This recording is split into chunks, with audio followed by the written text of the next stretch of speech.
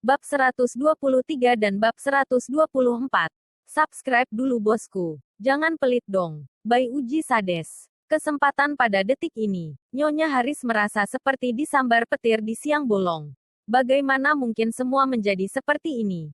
Hanya seorang Tama. Kenapa orang itu mempunyai pengaruh sebesar itu? Sampai bisa membuat keluarga Aresta memutuskan hubungan dengan keluarga Haris. Setiap kali memikirkan hal itu, Nyonya Haris merasakan sakit dan sesak pada dadanya.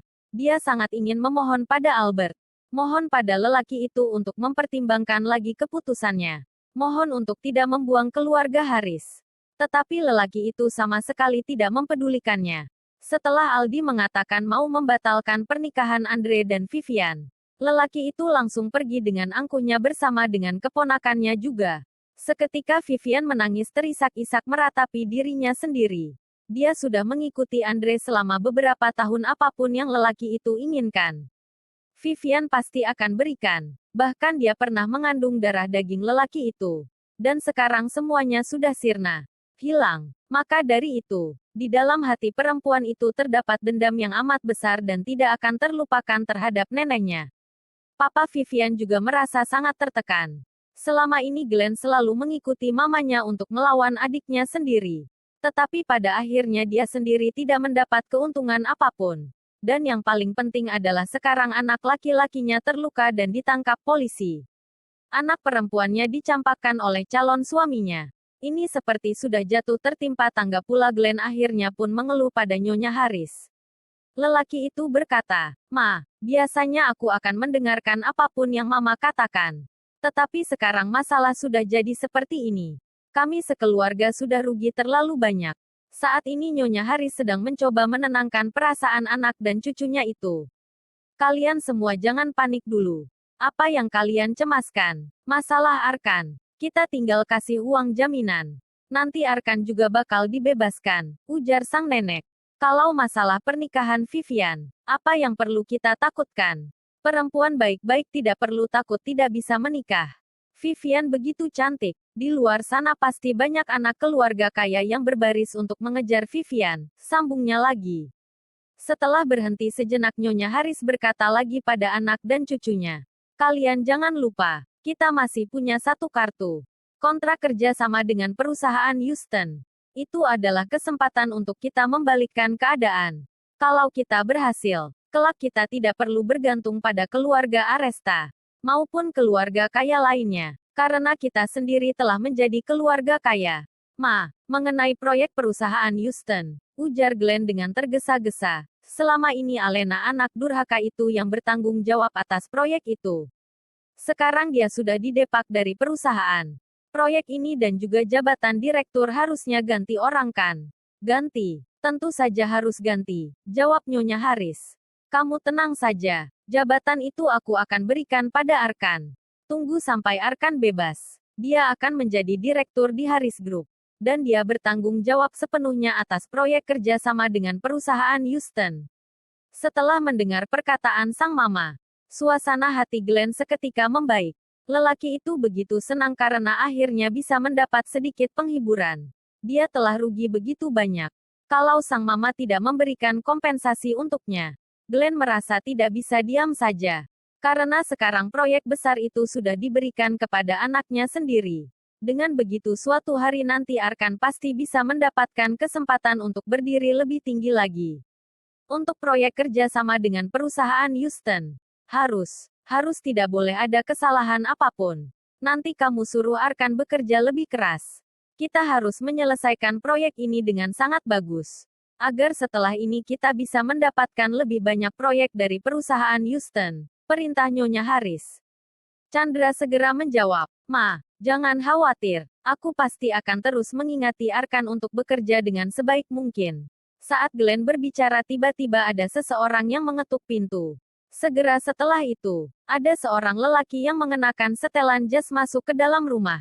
"Maaf, apakah Nyonya Haris sedang berada di rumah?" tanya lelaki itu. "Iya, saya sendiri. Anda ini siapa ya?" Nyonya Haris segera menyapa kembali lelaki itu.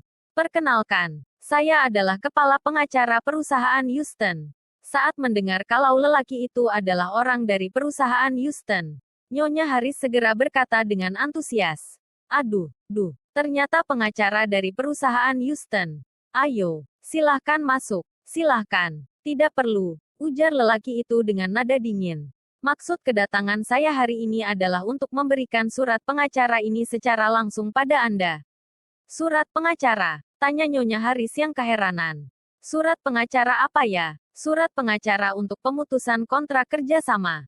Setelah proses konsultasi, kami dari pihak perusahaan Houston sudah memutuskan untuk mengakhiri semua kerjasama dengan keluarga Haris, ujar lelaki itu. Black, Nyonya Haris belum selesai mencerna perkataan lelaki itu. Tetapi orang dari perusahaan Houston itu kembali melanjutkan perkataannya. Selain itu, kelak perusahaan Houston juga tidak akan bekerja sama dengan keluarga Haris dalam bentuk dan artian apapun. Dalam 3 hari setelah menerima surat pengacara, mohon Anda datang ke perusahaan Houston untuk menyelesaikan proses pengakhiran kontrak kerjasama. Apa, bagi Nyonya Haris dan juga Glenn, ini sama saja seperti badai di hari yang cerah. Baru saja beberapa saat yang lalu mereka membicarakan hal ini. Mereka bilang kalau kerjasama dengan perusahaan Houston adalah kesempatan untuk membalikkan keadaan bagi keluarga Haris. Tapi sekarang perusahaan Haris datang untuk mengakhiri kontrak. Bahkan perusahaan itu tidak akan bekerja sama dengan keluarga Haris untuk selamanya. Ini sama saja dengan memblacklist keluarga Haris. Nyonya Haris bertanya dengan suara yang bergemetar. Pak pengacara, kalau boleh tahu sebenarnya ada apa? Mengapa tiba-tiba jadi seperti ini? Bukankah selama ini kerja sama antara kita baik-baik saja? Kerja sama antara kami dan Bu Alena memang sangat baik. Tetapi kami mendapat informasi kalau Bu Alena sudah meninggalkan perusahaan kalian. Karena itu, maaf, kami tidak ingin bekerja sama dengan kalian, ujar pengacara tersebut dengan dingin. Akhirnya sekarang Nyonya Haris baru mengerti. Ternyata gara-gara Alena. Seketika sang nenek sangat murka. Mengapa? Mengapa semuanya mengelilingi cucu perempuannya yang tidak berguna itu? Alena adalah anak yang tidak berguna. Bahkan dia juga menikah dengan seorang lelaki tidak berguna. Dan Nyonya Haris adalah kepala keluarga Haris. Semua keputusan mutlak berada di tangannya. Mereka seharusnya memberi muka padanya. Tapi mengapa semua orang malah memberi muka pada Alena? Mengapa semua hanya bergantung pada Alena? Pertanyaan dengan kata mengapa itu terus terngiang di kepala Nyonya Haris. Tetapi tidak ada siapapun yang bisa menjawabnya. Nyonya Haris yang sudah murka tidak bisa menjaga sikapnya lagi. Perempuan tua itu langsung berkata pada pengacara perusahaan Houston dengan suara agak tinggi. Perusahaan Houston adalah suatu perusahaan yang besar. Tetapi kalian dengan seenaknya memutuskan kontrak secara sepihak. Apakah kalian tidak takut kami akan pergi ke pengadilan untuk menuntut kalian? Apakah kalian tidak takut kalau sampai kabar ini tersebar? Hal ini akan mempengaruhi reputasi perusahaan kalian. Pengacara itu hanya tersenyum acuh tak acuh dan berkata, Nyonya Haris, apakah sebelumnya Anda tidak pernah membaca isi kontrak? Untuk semua kontrak kerja sama dengan pihak eksternal, perusahaan memiliki hak untuk memutuskan kontrak secara sepihak. Itu adalah hak istimewa sebagai pihak pertama dalam kontrak. Kali ini Nyonya Haris hanya bisa melongo dengan mulut terbuka lebar. Pengacara itu tertawa pelan saat melihat reaksi perempuan tua itu. Nyonya Haris, apakah Anda tidak pernah mendengar tentang hal ini? Dalam proyek engineering, pihak pertama memegang kekuasaan mutlak, ujar pengacara itu. Setelah itu pengacara itu berkata lagi. Sekalipun seluruh kota Jakarta ataupun seluruh negeri tahu kami sudah memutuskan kontrak kerja sama dengan kalian. Memangnya apa yang akan terjadi? Apa yang kami lakukan masuk akal, legal dan sah secara hukum. Selain itu, Nyonya Haris, bukannya saya mau menakut-nakuti Anda. Perusahaan Houston memiliki reputasi yang besar di negara ini. Perusahaan yang sudah di blacklist dari perusahaan Houston. Sebagian besar perusahaan yang lain tidak akan bekerja sama dengan perusahaan itu. Karena itu, kalian Haris Group harus banyak-banyak berdoa minta keberuntungan saja. Kamu, Nyonya Haris sungguh mulai merasa ketakutan sampai tidak berkata apa-apa lagi. Bisa siapa yang tidak tahu? Perusahaan yang di blacklist perusahaan Houston. Kelak bagaimana mungkin mereka bisa terjun di dunia bisnis lagi? Masa depan Haris Group bukankah sama saja akan berakhir begitu saja? Kalau tidak ada perusahaan yang mau bekerja sama dengan suatu perusahaan engineer, maka akhir cerita dari perusahaan tersebut hanya satu. Kebangkrutan. Tidak, tidak boleh. Saat ini Nyonya Haris sudah menjerit histeris. Haris Group adalah miliknya. Haris Group harusnya bisa berkembang menjadi perusahaan besar. Agar Nyonya Haris bisa menjadi orang yang dihormati semua orang. Agar dirinya bisa menikmati kemakmuran dan kekayaan yang tak ada habisnya. Haris Group tidak boleh bangkrut. Haris Group tidak boleh sampai bangkrut. Saat memikirkan hal tersebut, Nyonya Haris seketika menangis terisak. Perempuan itu tidak berhenti memohon pada pengacara perusahaan Houston. Pak pengacara, tolong pertimbangkan nenek-nenek yang sudah berusia tua seperti saya ini. Tolong beritahukan kepada Bu Melissa. Minta simpati dari beliau. Kami mempertaruhkan kelangsungan hidup perusahaan kami pada kontrak kerja sama dengan perusahaan Houston. Di saat seperti ini, perusahaan Houston tidak boleh mencampakkan kami begitu saja. Maaf, Nyonya Haris. Keputusan untuk tidak bekerja sama dengan kalian dan juga memblacklist kalian semua adalah keputusan Bu Melissa. Beliau juga bilang nenek tua yang tidak bermoral dan tidak tahu malu tidak pantas untuk bekerja sama dengan perusahaan Houston, ujar pengacara itu. Setelah itu dia hanya melemparkan surat pengacara. Kemudian dia memutar badannya dan langsung pergi dari kediaman keluarga Haris. Nyonya Haris yang begitu marah, tiba-tiba memuntahkan darah dari mulutnya. Setelah itu dia jatuh pingsan tidak sadarkan diri. Bab 124. Si penipu berita mengenai perusahaan keluarga Haris yang di-blacklist oleh perusahaan Houston dengan cepat tersebar luas. Saat seluruh Jakarta sudah mengetahui kalau keluarga Haris sudah diambang kehancuran, tersebar lagi berita baru, yaitu mengenai Nyonya Haris yang murka sampai terkena serangan jantung.